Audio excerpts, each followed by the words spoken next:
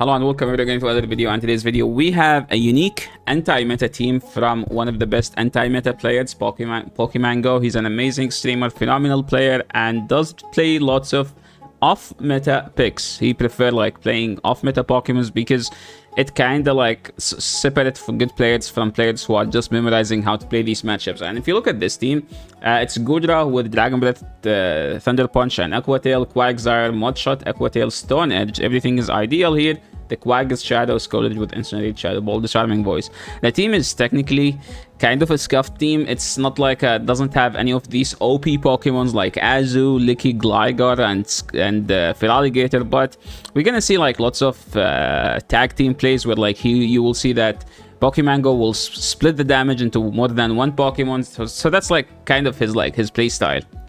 He doesn't have one answer, like an answer to meta Pokemons, but usually he does it just by splitting the damage. And first game we have a Mantine. Mantine like used to clap Goodra, now Goodra just destroys Mantine upon swapping into Annihilate. This is kind of a scuffed matchup, but this is our only answer.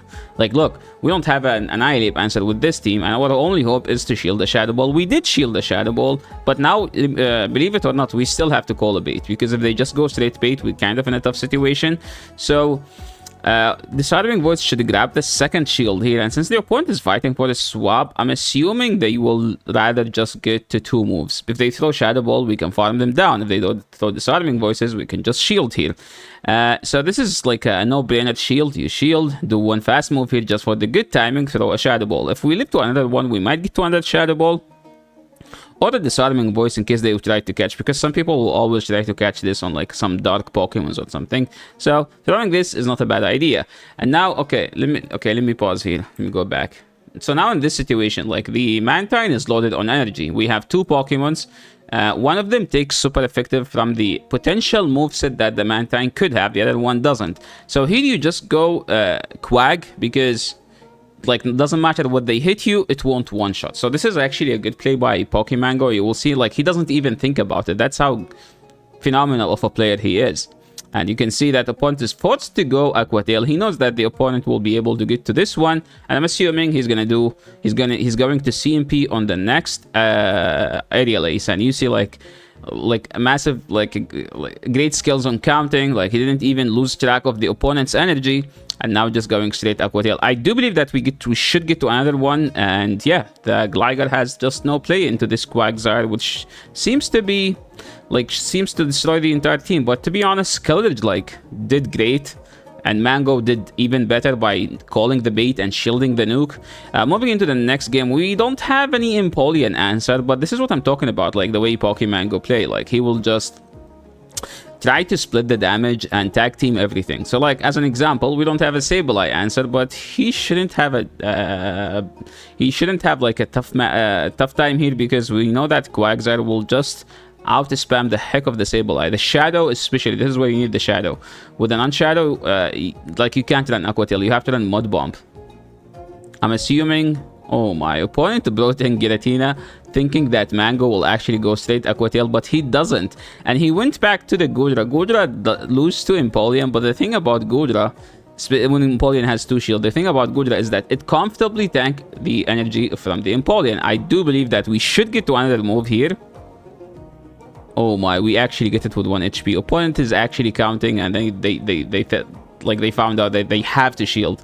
And we go now back to the Quag to soak all the energy that they do have. See guys, like I know some people would just go Scalded, shield, farm down. No, you don't need to shield. Just because you have shield doesn't mean your play is to go and shield. No, you saw him going Quag, forcing the opponent to throw on the Quag, and then we brought the Scalded to farm them all the way down, and we are loaded on energy. So there is no way that the Giratina can beat this Alligator. So that was a very well played by Mr. PokemanGo. Moving into the next game, we're picking up a huge lead, and now you see like Gligar is swap, and we don't technically have a Gligar. Well, technically we have two answers to the Gligar, but we still gonna tag team it, because in this situation, we will make sure that the opponent cannot flip swap, and the Mantine will be aligned against the Goodra. Sorry, the Lantern. I mean, Quag technically destroys Lantern, but it's a scuffed matchup. Opponent brought in Guzzlord. Guzzlord actually doesn't have good time against the Quag. Guzzlord preferred Whisk cash over the Shadow Quag. Look how much that move did. And now we can just go straight Aqua Tail and like just massively chip this, because now like they can't farm down. Opponent tried to catch on the Water Gun Lantern, but it's not gonna work out because Mango is just 24/7 open-eyed. Like you're not gonna do it to PokemanGo. He's just okay. Surf. I don't know how I feel about that, because they kind of needed to T-Bolt. If they T-Bolt, I think we still get to the move, so they kind of needed to double throw there. So now what's the play? The play, we go Quag and we just go straight Aqua Tail. This Aqua Tail won't kill, but hopefully it will be able to not one shot. It will be able to add up with the Aqua Tail. The Mud Shot will be able to finish after, which it did. And now his play was kind of calling a bait, so it didn't end up being a bait, but he was able to still incinerate down, so that was another good play. Moving into the next game, we don't have a Deoxys defense answer. As always, Mango doesn't have answer to anything with his teams, but he always have a great play. So insta no shield. I usually just insta shield here, and then we swap to the Quag and we no shield a debuffed Psycho Boost. This is actually like the only way to play against the Deoxys defense. You need to catch a second debuffed Psycho Boost. Usually people bait there, but Mango is not a huge fan of baiting. He's no shielding, and if he gets to this move, to the Stone Edge, that would be actually huge. Because we do have, I think, a Thunder Punch. Oh my, that did so much damage even though it was debuffed. They are almost in Thunder Punch range. We see that Mango is going straight for the Thunder Punch because he thinks that they already at the move, and now if they bring in Deoxys defense, I think we can just swap out. Now they have so much health. He was trying to catch a move. Oh my, that was a huge sneak. We're just going to shield here blindly. Opponent have their own Skeldridge. It's going to be scuffed because we might need to call a bait. Wait, I think we are 2 ahead, which means we don't need to bait. Yeah, we can just shield safely. This must be a bait. And yeah, they don't get to a nuke. And now it's Alligator against the Deoxys defense, and we are 2 incinerates away, so it's going to be a SMP if they decide to throw a Psycho Boost, and Skeldridge takes down the Deoxys defense and their own Skeldridge. So that was a well played on Mango's end. Moving into the next game. Goodra and Venusaur is a scuffed matchup because all of Goodra's energy is like walled by the Venusaur. But remember that Goodra has oh my, I was about to. Goodra like has Dragon Breath, which will add up eventually, and then the opponent swapped in a Goodra, which we don't have any answer to. Mango baiting for the first time in his life, and opponent no shielding the bait. So now Mango's like, now see Yasser, that's why I never bait, because it's not worth it. To be honest, like the Quag actually chipped the Goodra a lot. Like look at that. I did not expect that. Mango would go and just get Incinerate here, farm them all the way down with an aggressive play, opponent having a Licky in the back. This is a tough matchup if I've ever seen one. This is actually a very tough matchup. I mean, luckily we don't have the Quag anymore because the Quag would have just get massively destroyed by the Licky. I mean, this still get massively destroyed, but at least it's not as bad, okay? It's not as horrible. He's swapping back to throw the Aqua Tail, and that was actually a perfect timing, because if the opponent is swap, we will be in a bad situation.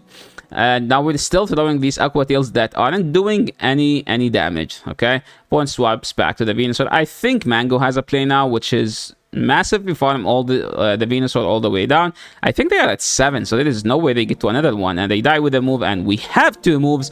1 won't KO, but 2 will definitely do. No, 1 will actually KO because the Licky doesn't have that much health. So that was actually a very tough matchup, and we get a 5-0. We are at 25-05, and we end up at 25-57, 75 or something. Moving into the next game, we have an Annihilape. Annihilape actually beats Goodra. It's a good matchup with the Ape, but Mango always has a play. We're throwing Aqua Tails on good timing. Usually the Annihilape insta, no shield. But if they Shadow Ball, we kind of need to shield that. But Mango refused to shield, and that's why he refuses to shield. Because what if it's a bait like that, right? Okay, they brought in Quag, and now we're just going to our own Quag. They are almost in Mudshot plus Aqua Tail range. We aren't, okay? With shielding 1 move here, because they do have 2, and they build up to an EQ, and EQ does a lot. So that was kind of a safe shield. We built up energy again. Opponents The Abe on the opponent side is on one Aqua Tail range, so we're prepared to see that. And now it's a race to the charge move, and it was a CMP. Do we live a Night Slash? I doubt it. So let's see. We don't. We're just going to go Skeleton opponent having a Sand Slash, and that Sand Slash is on fire. I think it's getting toasted right now by this Skeleton. The alligator is toasting the mole with no mercy. Well played. That was fun to see, as I'm the biggest Alolan Sand Slash hater in the game. That Pokemon is just a mini Bastiodon. Okay, it's just an RPS Pokemon that only win when you hard counter. Opponent swaps out to the Tentacle, and Tentacle is kind of not bad in this situation because they resist our energy, we resist their fast move, but we can, with like 2 Stone Edges KOs, 2 Scalds also KOs, but we can just actually shield and farm down. But Mango's like, no. Oh my, what a call by Mango. What a call by Mango. Wow, what a play. Some haters might say, Yasser, if you're counting, you would have known it's an assets play. You think I'm counting? Hey, I count when I'm doing Legend Push. That's the only way you could get me to count. He's playing Snorlax. Snorlax is actually like a frequent top 10 leaderboard, so this must be a good battle between both of those trainers. We're seeing that Mango is building up, throwing right before they get to the Shadow Ball instead of throwing, because if he built to the Shadow Ball, if they throw the Shadow, if they get to the Shadow Ball and they throw it before the Gudra, it's always bait and it's a must shield. We see that Mango didn't even think it twice. He's like, okay, no, this is going to be a bait. They are boosted, but it actually doesn't matter because remember that Scouter is double resist the counter, so it's not as horrible. Opponent have a Licky in the back, and we must stay in because this is not we don't have a Licky answer. That's like how Mango teams work. We don't have any meta Pokemon answer. We just outplay. That's the only way.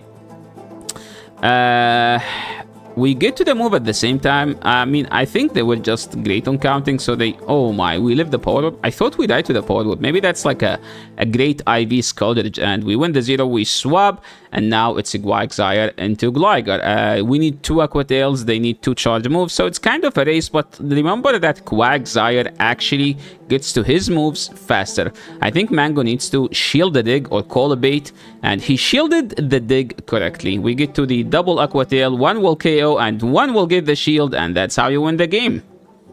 Yep, Quagsire is like with the evil eyes on the Shadow one, okay?